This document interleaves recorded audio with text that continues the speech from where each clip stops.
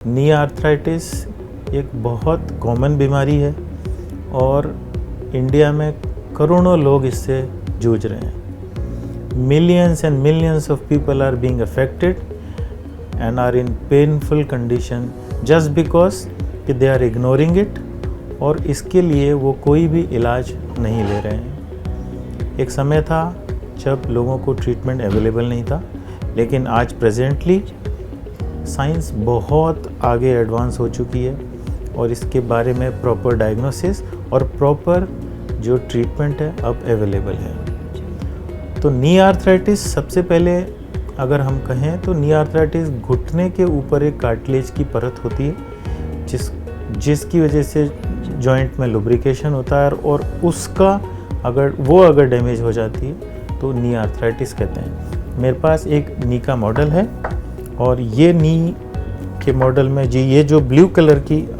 एक परत है that is called as cartilage. किसी भी कारण से अगर ये डैमेज हो जाता है तो उस स्टेज को हम आर्थराइटिस कहते हैं। ये एक मेरे पास मॉडल है जिसमें ये जो कार्टिलेज की जो लेयर है वो डैमेज हो गई है। एक बार डैमेज होने के बाद ये हड्डियाँ आपस में रगड़ खाने लगती हैं और it causes a lot of pain, बहुत दर्द और टेढ़ापन इसमें आ जाता है।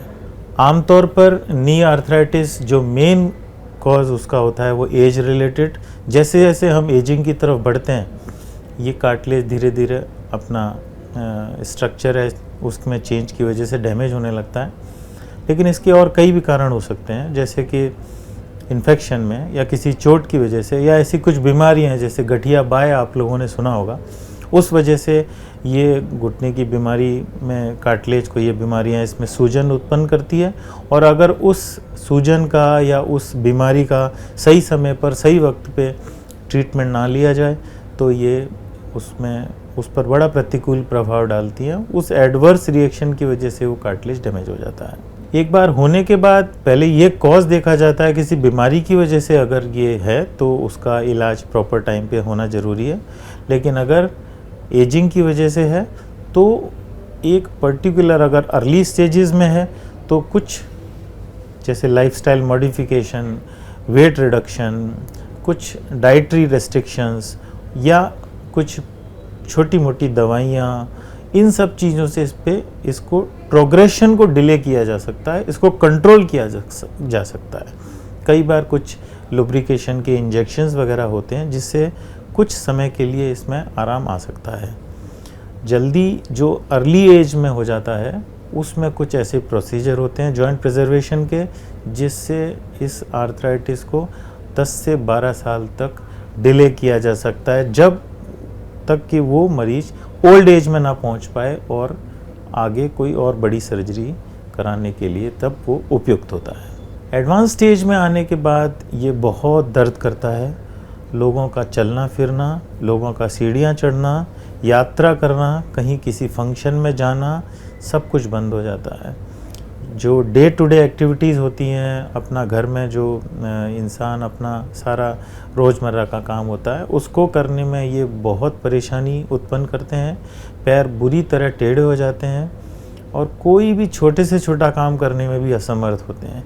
उस स्टेज में हम सलाह देते हैं कि इनको अपने घुटना बदलवाने का, जिसको जॉइंट रिप्लेसमेंट सर्जरी कहते हैं, वो इनको करा लेना चाहिए। तो ये एक हम अंत में जब कुछ काम नहीं चलता है तो हम उसको ये एडवाइस देते हैं। नी आर्थराइटिस के ट्रीटमेंट को हम 3 मेनली पार्ट्स में डिवाइड करके चलते हैं। प्रिवेंटिव एस्पेक्ट, अर्ली स्टेजेस में और लेट स्टेजेस में। प्रिवेंटिव एस्पेक्ट में वो लोगों को हम उस कैटेगरी में रखते हैं जिनको ये बीमारी होने का खतरा ज़्यादा है, जैसे जेनेटिक्स, आनुवांशिकता, हेरिडिटी, जिनके घर में आर्थराइटिस है, जिनके पेरेंट्स को है, जिनके भाई बहनों को है, उनको लगता है डर, वो तो ऐसे पेशेंट्स को, या जिनका वेट ज़्यादा है या जिनको किसी तरह की आर्थराइटिस है, तो उसमें किस तरह बचना है इस पे ध्यान देते हैं। वेट कंट्रोल करना है, कुछ डाइट का ध्यान रखना है, लाइफस्टाइल मॉडिफिकेशन का है, इस तरीके से।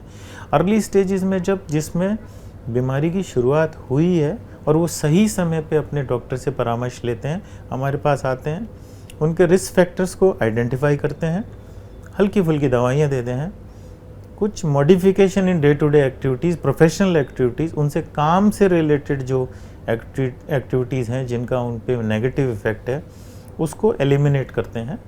और एक होती है लेट स्टेज, जब किसी भी लापरवाही से या किसी दवाई से कुछ भी फ़र्क अगर दवाई से नहीं पड़ता है या कोई लापरवाही हुई है स्टेजेस में, जब बहुत दर्द है, कुछ भी चीज़ काम नहीं कर रही है, तब हम सर्जिकल एडवाइसेस देते हैं कि उसमें आप फिर सर्जरी पे जाइए। और उसके लिए तब हमारे पास ऑप्शन आता है कि हम उनको जॉइंट रिप्लेसमेंट की सलाह दें। जॉइंट रिप्लेसमेंट सर्जरी एक्चुअली जो घुटने का जो कार्टिलेज की हमने बात की, वो डैमेज्ड पार्ट को पूरी तरह साफ़ करके और उस पर एक आर्टिफिशियल जॉइंट की लेयर जो होती है वो चढ़ा दी जाती है। तो आर्टिफिशियल जॉइंट, इसको बेसिकली इस जॉइंट को रिप्लेस करते हैं। कई लोग कहते हैं कि इस जॉइंट को पूरा हटा देते हैं, ऐसा नहीं है। जॉइंट की जो चिकनाई की सतह जो होती है जॉइंट की, बस उतना ही चेंज किया जाता है, बाकी जॉइंट वैसा का वैसा ही रहता है। तो ये बहुत पहले लोगों की बड़ी भ्रांति होती थी कि जॉइंट में पता नहीं वो पुराने जॉइंट को हटा देते हैं, ना हटाते नहीं है। सिर्फ जो चिकनाई की जो परत डैमेज है, उस परत की जगह एक पतली लेयर एक मेटल के जॉइंट की लगा दी जाती है। और इसके बाद पेशेंट का जो नॉर्मल लाइफ है वो वापस से शुरू हो जाती है। और जॉइंट रिप्लेसमेंट हम बेसिकली लेट स्टेज में करते हैं, जब पैर में बहुत दर्द है, बहुत टेढ़ापन है, कुछ भी काम चीज़ नहीं कर रही है और पेशेंट की एज यूजुअली 50, 55 या 60, 65 साल की एज में है, तब हम ये जॉइंट रिप्लेसमेंट की सलाह देते हैं। जबकि वो पेशेंट अपना किसी तरीके से कोई भी काम नहीं कर पा रहे हैं, डेली टू डे एक्टिविटीज़ में करने में जो रूटीन काम है वो नहीं कर पा रहे हैं, उठने में, चलने में, फिरने में, सीढ़ियाँ चढ़ने में, कहीं आसपास जाने में, घूमने फिरने में अगर वो बहुत कठिनाई महसूस करते हैं, तो हम फिर कहते हैं कि भाई joint replacement is a good option for that. Joint replacement के फ़ायदे यही हैं कि पेशेंट की लाइफ, जिसको कहते हैं बैक ऑन ट्रैक, वापस से ट्रैक पे आ जाती है। एक सामान्य जीवन एक पेशेंट अपना जीना शुरू कर देते हैं, उठते हैं, आराम से बैठते हैं, चलते हैं, फिरते हैं, सीढ़ियाँ चढ़ते हैं, यहाँ तक कि पालती भी वो लगा सकते हैं। और अब लेटेस्ट एडवांस कुछ जॉइंट्स ऐसे आ गए हैं जिनमें पेशेंट उकड़ू भी बैठ सकते हैं।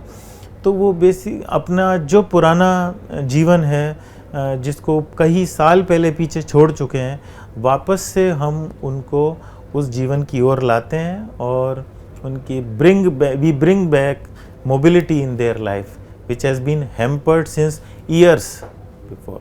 देखिए, जॉइंट रिप्लेसमेंट सर्जरी कराने से कुछ लोग डरते हैं। अब बहुत एक्सेप्टेंस बढ़ रहा है, जैसे जैसे एडवांसमेंट बढ़ा है, सर्जिकल टेक्निक बढ़ी है, आजकल बहुत कम छोटे चीरे से, बहुत छोटा इंसीजन से, लेटेस्ट टेक्निक से सर्जरी होने लगी है, जिसमें ब्लड लॉस बहुत कम है और हॉस्पिटल स्टे बहुत कम हो गया है, बहुत ही कम। बहुत जल्दी पेशेंट्स अपने घर जाते हैं और नॉर्मलसी की तरफ आते हैं। पेन मैनेजमेंट का जो सिस्टम है और जो ड्रग्स हैं वो बहुत एडवांस्ड हो गई हैं, पेशेंट को ज़्यादा कठिनाई नहीं होती। ऐसे लोगों को देखकर अब हम कहते हैं डरने की ज़रूरत नहीं है।